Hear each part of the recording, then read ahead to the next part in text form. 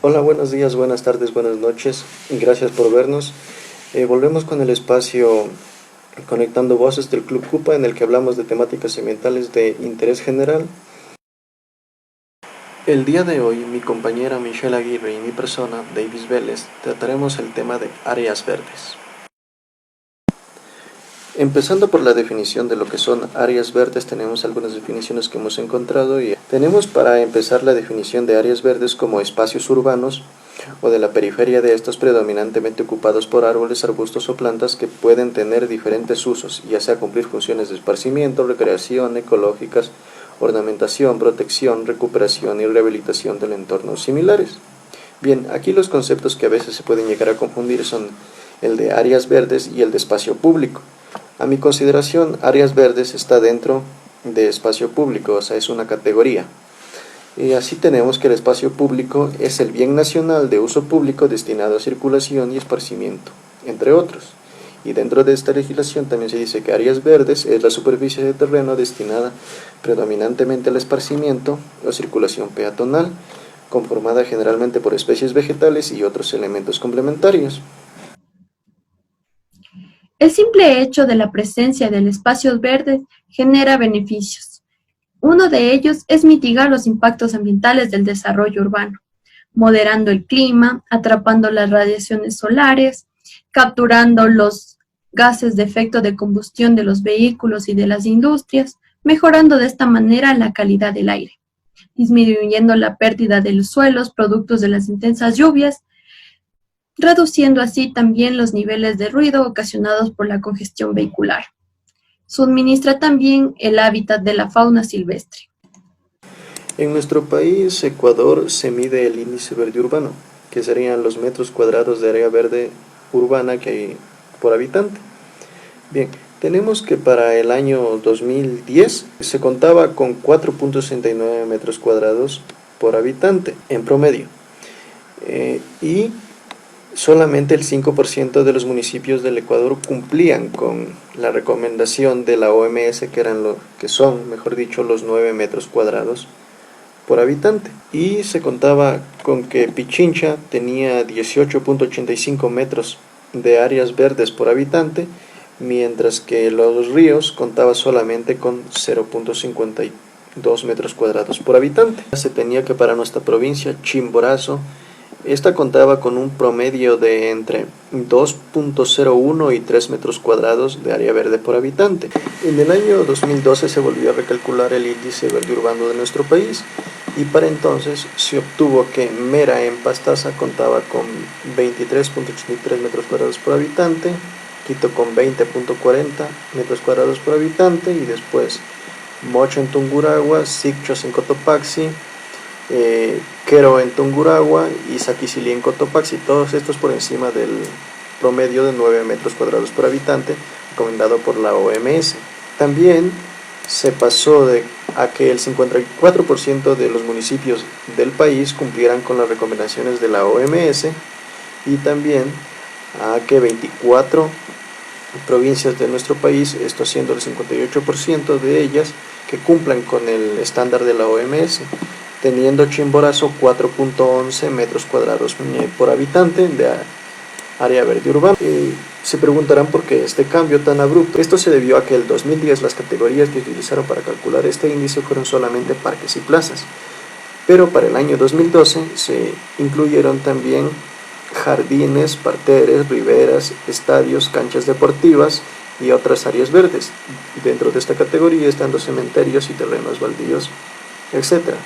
Que sí, a grosso modo se podría decir que sí cumplen con las características de un área verde, pero la mayoría, por ejemplo, un jardín no es peatonal, puesto que este suele ser privado.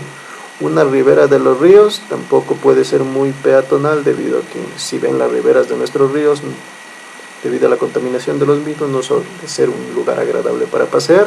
Así que estas categorías considero que no fueron las correctas para medir este nuevo índice del año 2012. Algo que se debe tomar en cuenta del índice verde urbano es que este es un dato muy general y no toma en cuenta variables como, por ejemplo, si las áreas verdes están bien repartidas por toda la ciudad o también el estado de las mismas.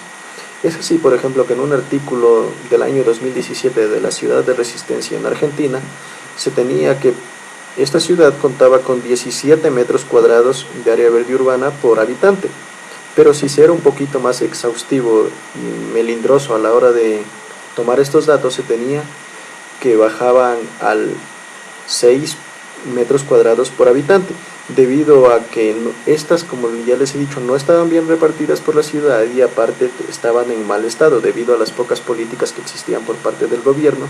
Pasando a responder algunas de las preguntas que nos hicieron, tenemos, por ejemplo, ¿cuál es la superficie mínima que un espacio verde debe tener?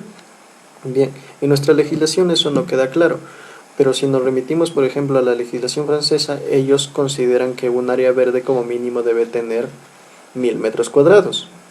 De esta pregunta también podemos extraer cuál es el espacio mínimo de área verde urbana que debe tener una persona. Y estos normalmente son considerados 9 metros cuadrados, según recomendaciones de la OMS. Pero buscando de forma más exhaustiva, tenemos que no se encuentra esto registrado o ratificado de ninguna forma dentro de la OMS. Así que tenemos que en realidad hace unos 30 años hubo una reunión con miembros de la OMS en la que se dijo, así de forma general, que estaría bien tener 9 metros cuadrados de área urbana por habitante. Y puesto que este es un buen estándar, o se lo consideró un buen estándar, no se ha desmentido y se tomó como promedio general para todas las ciudades a la hora de investigar cuál es su índice de área verde urbana. Otra pregunta que tenemos es cómo se puede crear un área verde, qué características debe tener. Bueno, en la definición ya medio respondimos a esta pregunta, pero ¿cómo crear un área verde? Para empezar, dentro de las categorías que se utilizaron para medir el índice verde urbano dentro de nuestro país, se consideran los jardines. Bueno, como ya sabemos, estos más bien saben ser privados y por lo tanto eso ya podría ser considerado un área verde. Y como ya se mencionó también, una característica, por ejemplo, sería de que tenga más de 1000 metros cuadrados, lo cual para una sola persona puede ser un poco complicado. En cuanto a quién en realidad debería hacer esto, son los municipios los que deberían reservar áreas dentro de su planificación de crecimiento de las ciudades para que sean consideradas y creadas ahí las áreas verdes urbanas. Por ejemplo, en nuestra ciudad tenemos que para el año 2015 en el POT, o el Plan de Ordenamiento Territorial, se contaba con un área de 485.343 metros cuadrados de área verde urbana. Esto coincide con los datos que tenemos del 2012, que consideraban que Riobamba contaba con 2.07 metros cuadrados de área verde urbana por habitante, y para el año 2020 la misma cifra, 48.343 metros cuadrados por habitante. Eso quiere decir que en los últimos años no se ha creado nueva área verde urbana. Se puede realizar iniciativas con entidades competentes y relacionadas al área ambiental. En el caso de nuestra ciudad Riobamba, se puede acudir tanto a las oficinas del Ministerio del Ambiente, el Consejo Provincial de Chimborazo y el Gobierno Autónomo Descentralizado de Riobamba, donde se plantearán un proyecto de reforestación del área que se haya visto afectada ya sea por abandono o por diversas actividades humanas, buscando de esta manera no solo la recuperación, sino también la conservación del mismo. Es verdad que al menos en los barrios se ha intentado repotenciar las áreas verdes que ya había mediante la remodelación de los mismos o la renovación de las plantas o de la vegetación que hubiera en ellas.